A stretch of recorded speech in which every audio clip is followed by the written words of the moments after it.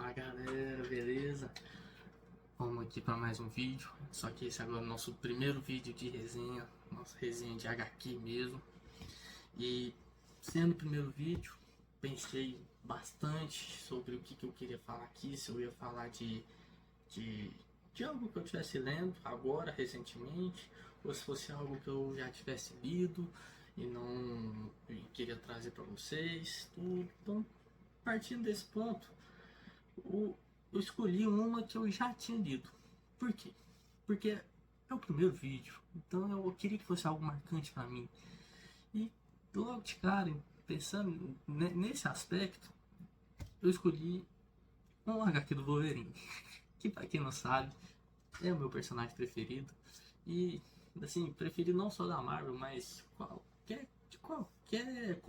Se considerar cultura pop, pra mim Wolverine é o melhor. Marvel, DC, Senhor dos Anéis, Harry Potter, Star Wars, Star Trek, sei lá, qualquer outra coisa, Tartaruga Ninja, pode envolver o que você quiser. Wolverine pra mim sempre vai ser o melhor. E nada muda, nada muda na minha cabeça. E pra escolher qual a história do Wolverine, essa eu pensei, fiquei muito em dúvida entre duas, que são as duas melhores pra mim. E, lógico, né, o Wolverine não é um Batman, um Homem-Aranha da vida que tem aí 3 mensais durante sei lá quanto tempo, mas ele tem uma quantidade boa de HQ.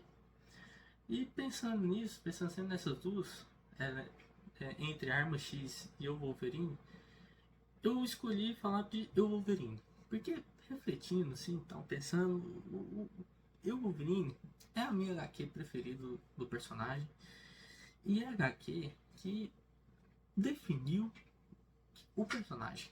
É a HQ que moldou o personagem. Mostrar aqui a capa, né? Aqui a gente tem até essas duas edições, ambas pela Panini.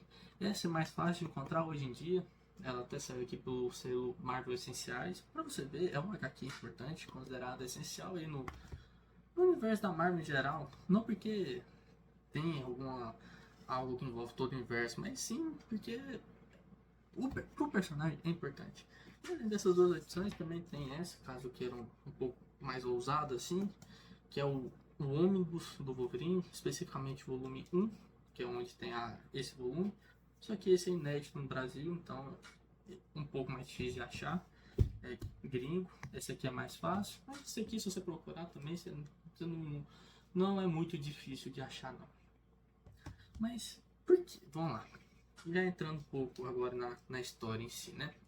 Ela foi escrita por ninguém menos que Chris Claremont, que inclusive vai vir na CCXP de 24, sou todo doido pra pegar o autógrafo dele. Enfim, e Chris Claremont e Frank Miller, desenhado pelo Frank Miller, que para quem não sabe é simplesmente o autor de Batman Cavaleiro das Trevas, de Demolidor, a série Demolidor no 1, o Queda de Murdoch, Batman no 1 e várias outras também. Se eu for numerar aqui, eu tô lascado. Então, por que nessa, né? Vamos entrar na HQ em si mesmo. Por que do Eu Wolverine? Por que ela, pra mim, é a melhor? A HQ que ela mudou o personagem. Ela definiu como ele é, como ele vai, a base dele. Não vou dizer um background, mas a base mesmo do personagem, a essência. Isso, essa palavra tá fugindo, mas encontrei. Essência. E, curiosamente, muito dessa essência a gente pode encontrar até nessa edição aqui, logo de cara, na introdução, escrita aqui pelo Chris Claremont em 1987. No caso aqui, a HQ é de 82. Ela foi lançada 8 anos após após a criação do personagem, que foi em 74, e foi a primeira HQ do personagem, a primeira HQ solo. Ele aparecia antes, né, nos X-Men, até pelo próprio Chris Claremont, mas a primeira HQ solo foi essa graphic novel aqui, de 4 edições. E por que logo de cara aqui a gente já viu um pouco de essência? Porque aqui, nessa introdução, nesse prefácio, o Chris Claremont, ele conta que eles estavam na viagem, ele e o Frank Miller, viagem aqui ó, eles estavam indo da Califórnia até Los Angeles para uma Comic Con. Olha que interessante. E no meio dessa conversa, o Claremont virou pro Miller e falou que os cabeças grandes lá da Marvel tava querendo justamente uma HQ solo do personagem, do Wolverine. Devido à sua popularidade, estava crescendo, muito graças ao próprio Chris Claremont e o John Byrne, que também é muito importante para o personagem, mas isso para outro vídeo, não serve, não vou entrar em detalhes aqui. E aí, nessa conversa, o Claremont provocou ali o Miller se ele animaria participar de uma produção na história do Wolverine, e logo de cara falou que não. Falou que não porque o Wolverine, até aquele momento, né, ele não tinha muita personalidade. Ele era simplesmente uma máquina mortífera dos X-Men. Precisava de algo um pouco mais selvagem, um pouco mais violento, assim, era o Wolverine, tudo, algo mais brutal, era ele. E é isso, ele era simplesmente um animal, nada mais que isso. E o Claremont concordou, não tirou a razão do Frank Miller, ele concordou, o personagem de fato não trazia esse interesse para os dois para poder fazer uma HQ. Só que, ainda conversando sobre o personagem, conversa vai, conversa vem, tudo, o Claremont falou um pouco de como ele imaginava o Wolverine, qual que era a essência do Wolverine. Que ele até escreveu aqui como ele seria um samurai defeituoso. E é muito interessante, relatado aqui até por ele mesmo, que, né, tendo essa concepção, esse samurai defeituoso, você vê essa dualidade no personagem, no Wolverine. Por quê? Porque de um lado você tem esse lado samurai, que é um lado que tem toda essa honra, toda essa questão mais civilizada, mais certa, alinhada, racional, ter esse lado. Enquanto que, até o momento, o Wolverine era um animal, completamente irracional, completamente instintivo. Então, não vou entrar em detalhes, só ficar aqui só nesse prefácio, mas os dois gostaram dessa ideia, dessa dualidade, e queriam trabalhar nisso. E, sendo assim, eu Wolverine, essa HQ, quando saiu, ela saiu apenas como Wolverine, mas aqui ele saiu como Eu Wolverine, e eu acho que esse nome até ficou mais plausível para a história, porque é uma história de certa forma, autoconhecimento do personagem. É justamente, e tem uma passagem mais para frente, eu vou ler aqui para vocês, é justamente uma descoberta do Logan, que ele não precisa ser do jeito que ele é, ele não tem que ser um animal, ele não tem que ser controlado pelos outros dessa forma, para agir apenas com instinto. Não, ele é um homem, ele tem razão, ele tem conhecimento, ele tem sonhos, então ele vai em busca do que quer, e isso o difere de um animal. Mas isso é um pouco mais pra frente, eu tô antecipando. Vamos lá, já partindo para a história, qual que é o plot dela como um todo? Começa com o Wolverine tá nas montanhas canadenses, tá brigando com um urso, lembrou até do filme, também vou entrar em mais detalhes mais à frente. Ele tá brigando com o urso, porque o urso havia sido atingido por uma flecha venenosa, mas não havia morrido. O Wolverine acabou com o sofrimento, observar a parte de samurai. E quando ele volta lá para a base dos Vingadores, não, dos X-Men, ele recebe uma notícia não muito feliz, que várias das cartas que ele havia mandado para sua amada, que era a Mariko Yashida, retornaram, sem serem abertas, ou seja, não chegou até ela. Ficou incomodado e tudo, ligou lá para a embaixada, ligou para a casa dela e nada, ninguém deu resposta. Como ele não é uma pessoa de ficar esperando, foi pro Japão entender o que estava acontecendo. Chegando lá, ele é recebido pelo amigo dele. Até peço perdão que eu não lembro o nome do amigo, porque já, como eu disse, tem um tempinho já que eu li. Ah, achei, Asano. E encontrou, aí o Asano logo de cara já falou: não é bom você estar aqui, as coisas mudaram, não são do jeito que eram antes. Mariko foi prometida para casamento. Prometida pelo próprio pai. O pai, o Shigen Yashida, voltou, assumiu o comando do clã Yashida e para questão de negócios, tudo do clã, ele prometeu Mariko para casar com um político, um outro rapaz. Obviamente, o Wolverine não dá as coisas e vai embora. Ele vai atrás da Mariko mesmo assim, mesmo falando, receberam a mensagem para ir embora e tudo, para não me deixar as coisas que tá, mas não, ele vai atrás da Mariko. Chega no castelo, tudo, ele encontra ela, encontra ela toda machucada, ou seja, o marido dela, o suposto marido, também tava pouco se fudendo pra ela, a verdade é essa. Era só questão política mesmo, é só interesse político que eles estavam que estavam juntos. E obviamente o Wolverine foi tirar satisfação. No meio do caminho ele encontra o pai de Mariko, que é o Shigen, e logo de cara tem um duelo. Só que até questão japonesa, não vou entrar muito na cultura, até porque eu não sei, mas a luta ali no Japão, esse confronto é muito respeitado, tem essa honra. E logo de cara o Wolverine ele é envenenado. E no que ele é envenenado, ele perde a razão. E em vez de ser uma luta justa, que seriam os dois contra com uma espada, ele saca suas famosas garras de adamantio e vai pra cima de Shigen pra tentar matá-lo mesmo. Só que, como ele estava envenenado, estava dopado, ele não consegue tudo e é derrotado facilmente, porque o Shigen é um mestre ali na arte da espada. Vendo assim, depois dessa derrota, eles largam o Wolverine numa rua qualquer e deixa ele a Deus dará.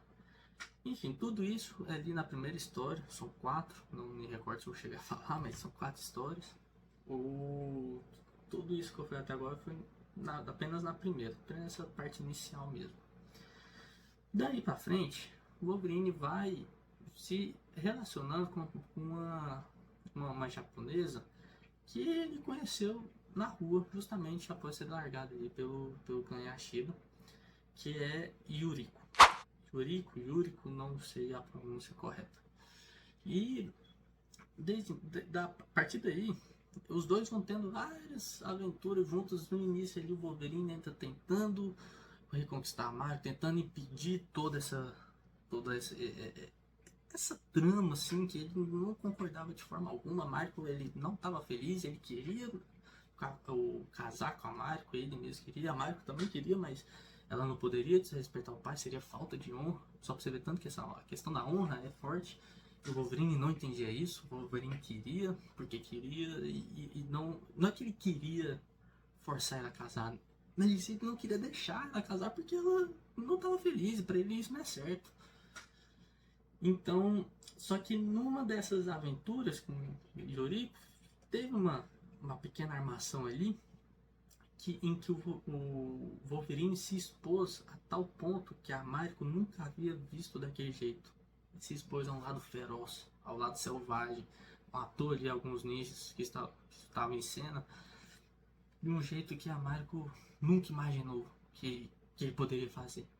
E ficou profundamente triste. E isso acabou com o personagem.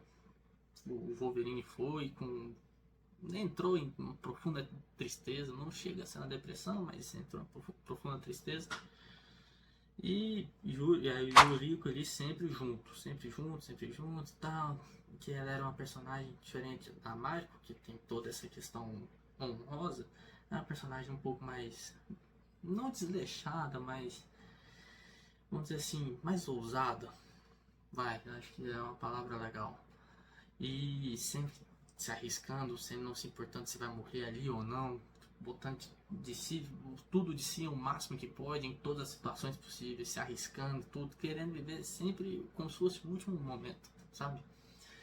Então, em uma dessas situações, é revelado que a Yuriko, na verdade, foi contratada pelo próprio Shigen para poder matar o Wolverine. Só que ela já tinha ficado um pouco apaixonada aí pelo personagem. E nessa questão dela mata, não mata, o Wolverine inconscientemente chamou pela Mariko, então ela viu que ela não tinha nada com ele, não tinha chance nenhuma e vai embora. Beleza, foi embora e tal, certinho, Wolverine volta pro seu apartamento, volta pro seu hotel e encontra quem? O seu amigo, o Asano, que recebeu morto. Encontrou morto ali no, e percebeu toda a traição que tava ali, que até aquele momento, o tanto que ele tinha sido manipulado, seja no castelo Yashida, quando ele foi dopado e demonstrou toda aquela fraqueza, não lutou como deveria ter lutado, seja quando encontrou a Marco mais à frente e mostrou seu lado selvagem, sem saber que ela estava ali, não tinha essa intenção, ou seja, foi também uma armadilha. E a questão da Yuriko ter sido contratada para se livrar dele. Ele percebeu todo essa trama que estava envolvendo ele e ele estava sendo controlado justamente por conta desse seu lado animal, que só agia por instinto, por impulsos, não agia pela razão. E aí é onde a gente se encontra aqui a passagem que eu falei que eu queria ler, que é o seguinte, inclusive no fim da parte 3, entrando para a parte 4. Começa assim: talvez seja essa a resposta. A chave não está em vencer ou perder, está em tentar. Posso nunca ser o que pretendo ou o que eu quero, mas como vou saber ao menos que tente? Claro que é assustador, mas qual a alternativa? Estagnação, uma forma mais segura e terrível de morte, não para o corpo, mas para o espírito. Um animal sabe o que é e aceita isso. Um homem pode saber. Um homem pode saber o que é, mas pode questionar. Ele sonha, luta, muda, cresce. Você tomou sonhos de mim, Shigen, mas só por um tempo, porque eu sou um homem, não uma fera. Um homem. Este erro vai te custar caro. Isso tudo pareceu que está conversando, né? Mas é tudo um recordatório, um pensamento. E a partir daqui o Wolverine, como eu disse, entendendo toda a situação, ele sabe, entendendo o que ele queria, qual que era o propósito dele, ele vai atrás do que ele quer. O final eu não vou contar, porque espero que tenha falado o suficiente para poder incentivar vocês a lerem. De fato, é uma história muito bacana. Como eu disse, na minha opinião, ele moldou o personagem, dando essa dualidade para ele, que é um personagem honroso, ao mesmo tempo um animal, não irracional, mas um animal brutal. Ele tem honra, mas ele é brutal. Aqui eles trabalharam muito bem essa dualidade, que é isso que é o Wolverine, essa que é a principal característica, essa que é a essência, a particularidade dele. E assim, espero que tenha, como eu disse, tenha servido para estimular vocês a lerem. Só uma curiosidade, essa história ela foi adaptada, muito mais ou menos, mas adaptada no segundo filme do Wolverine, que é o Wolverine Imortal. Assim, a história, de forma geral, ela não é a mesma. Tem ali os mesmos personagens. A gente pode dizer assim, tem o Wolverine, tem a Mariko Yashida, tem a Yuriko e tem o urso no início. A parte do urso é a parte mais fiel. Que é o Wolverine contra o urso, o dopado não, é envenenado e mata. E vai atrás do caçador. Essa é a parte mais fiel. De resto, cara, não é nem adaptação, são piscadelas ali. Não que o filme seja ruim, tem ali sua graça, tem algumas cenas legais, não é de todo ruim. Mas não é a mesma coisa. Assim, não, quem vê o filme não dá pra falar que sabe a história. Não, é completamente diferente. Eu tenho até o box tem o primeiro filme, que é o X-Men Origins, que também adapta uma história, que é o Arma X, mas enfim, também não adapta bosta nenhuma. Então, vamos ficar por aqui. Essa foi nosso primeiro vídeo, nossa primeira análise. Tentei ser um pouco tentei explicar bem da história ali, contei algumas partes, contei ali o início, mas deixei o final para vocês verem, beleza? E espero que vocês também dão um joinha aí, compartilhem, ativem o sininho e vou tentar manter uma certa frequência de vídeos aqui. Fechou? É nóis!